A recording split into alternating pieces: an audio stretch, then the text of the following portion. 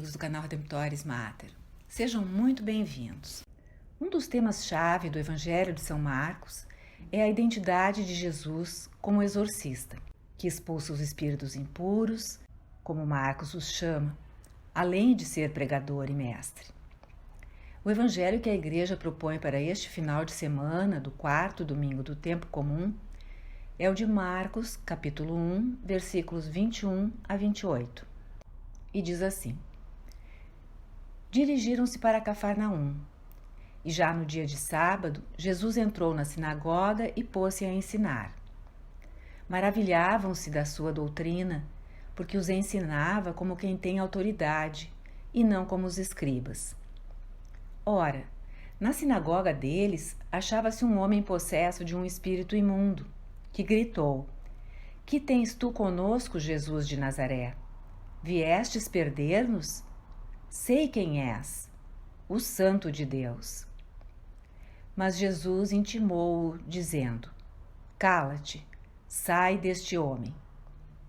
O espírito imundo agitou-o violentamente e, dando um grito, saiu.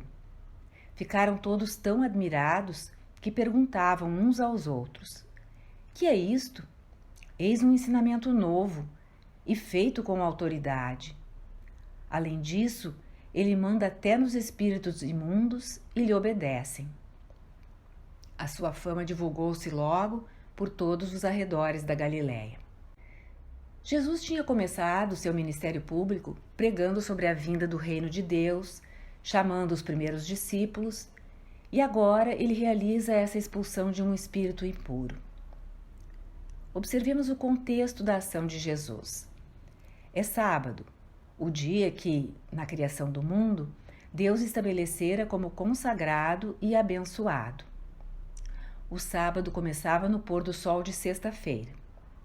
Jesus, como todos os judeus, tinha ido à sinagoga de Cafarnaum para rezar, ler as Escrituras, pregar e ensinar. As sinagogas eram assembleias locais, aonde os judeus iam para juntos adorar a Deus, pois o templo era um só e ficava em Jerusalém. Para o templo, o povo afluía nas festas anuais. Fora de Jerusalém, a sinagoga era o lugar de adoração, onde não havia sacrifícios. Era geralmente governada por um leigo, ou fariseu ou escriba. Aos sábados, alguém com conhecimento lia as Escrituras e ensinava.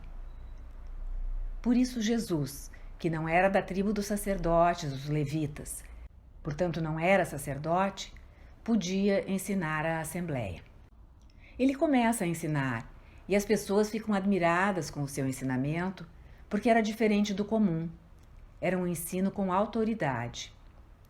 A palavra grega do evangelho para autoridade é exousia, que também significa poder. Assim era a pregação de Jesus. Não se tratava apenas de pregar melhor, ser mais dinâmico ou cativante, carismático. Quando pregava, Jesus tinha uma autoridade sobrenatural. Tinha poder, inclusive, sobre os demônios, como no caso de hoje, em que Marcos narra que, na sinagoga, havia um homem com um espírito impuro. O que é um espírito impuro?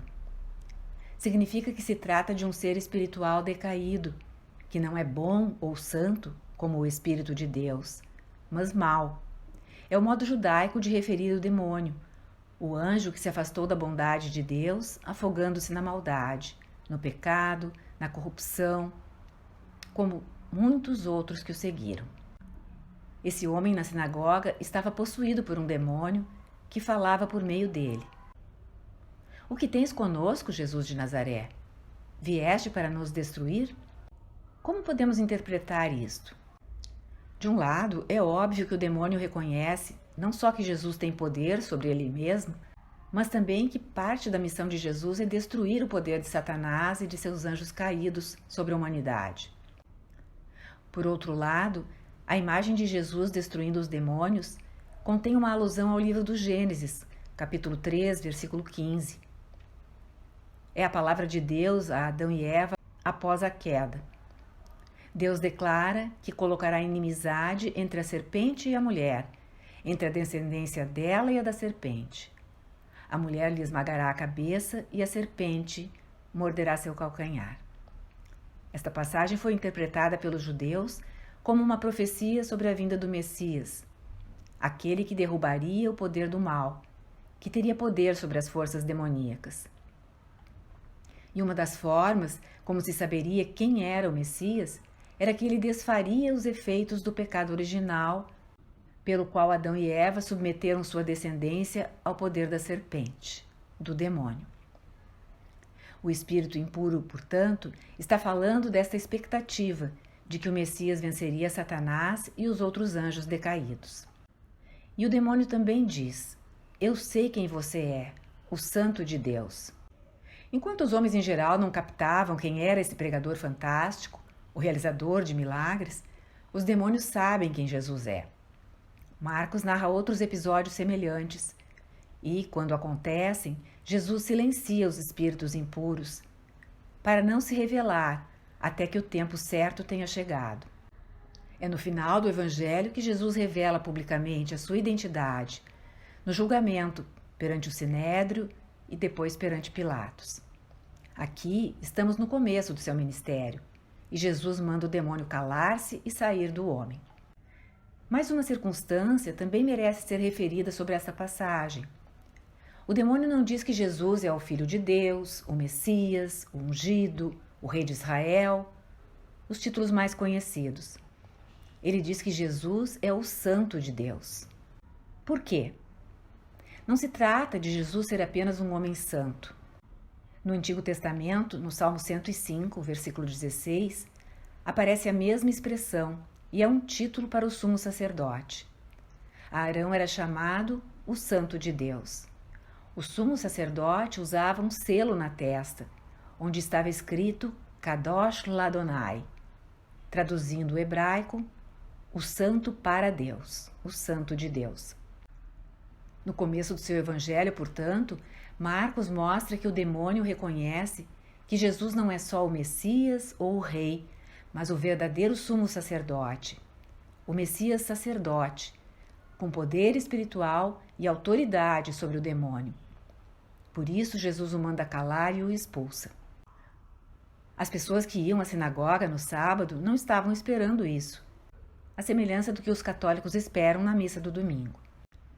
Contudo, Jesus realiza o exorcismo e eles ficam admirados e até assustados.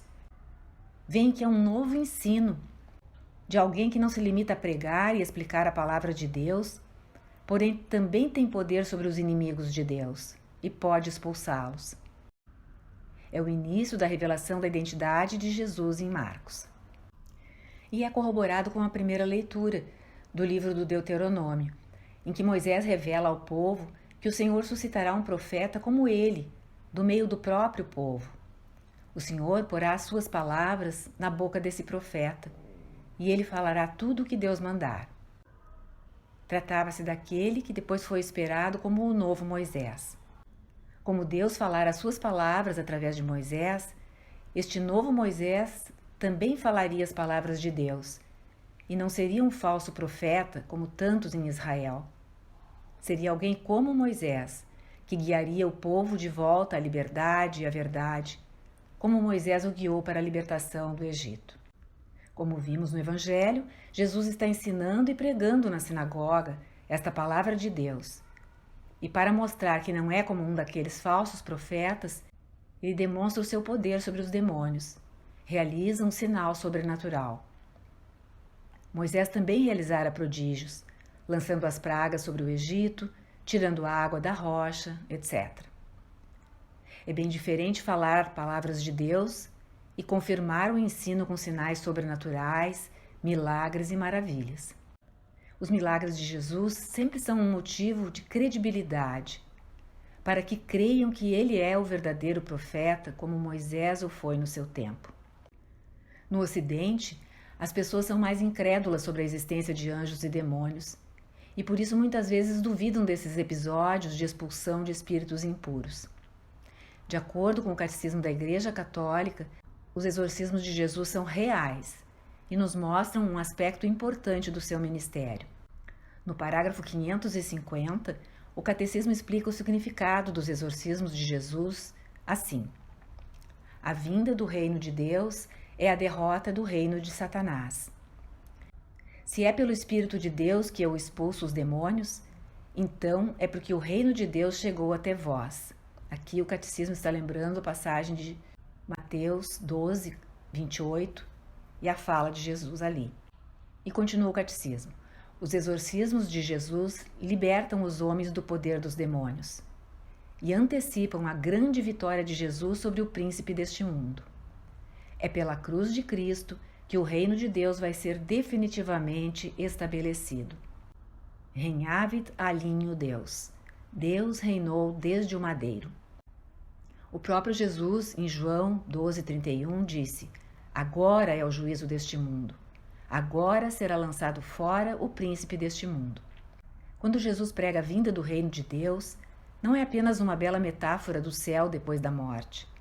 Ele está falando sobre a chegada do domínio, autoridade, poder e reino de Deus em um mundo que está, de certa forma, sob o poder do mal, de Satanás, que quer separar os seres humanos de Deus. Trata-se de uma batalha espiritual que começou quando São Miguel expulsou Satanás. Há dois reinos em guerra, o reino de Deus e o reino de Satanás. E o ministério de Jesus significa que o reino de Satanás está chegando ao fim. Por isso, o demônio pergunta, ao mesmo tempo afirmando: você veio para nos destruir? Os exorcismos de Jesus são um sinal do reino, conforme aquela frase que Jesus disse e foi citada acima: se é pelo Espírito de Deus que eu expulso demônios, então o reino de Deus chegou até vós. Os exorcismos foram feitos por Jesus para apontar a realidade da vinda desse reino. E apontam também para a vitória final sobre o príncipe deste mundo, aquele que está sempre contra a humanidade, maquinando, seduzindo com desculpas para que os homens se afastem de Deus, disfarçadas em coisas até aparentemente boas. Esta vitória final será alcançada na cruz, quando Jesus toma a morte sobre si mesmo e liberta a humanidade da escravidão do pecado e da morte por meio de sua ressurreição. E já foi alcançada. É Jesus que tem autoridade para nos libertar ainda hoje das influências do demônio, que muitas vezes nos dominam e nos separam de Deus e estão presentes sob tantas formas. Obrigada por ter acompanhado esta postagem. Se você gostou, clique seu like, inscreva-se no canal e acione o sininho para receber a notificação de novas publicações.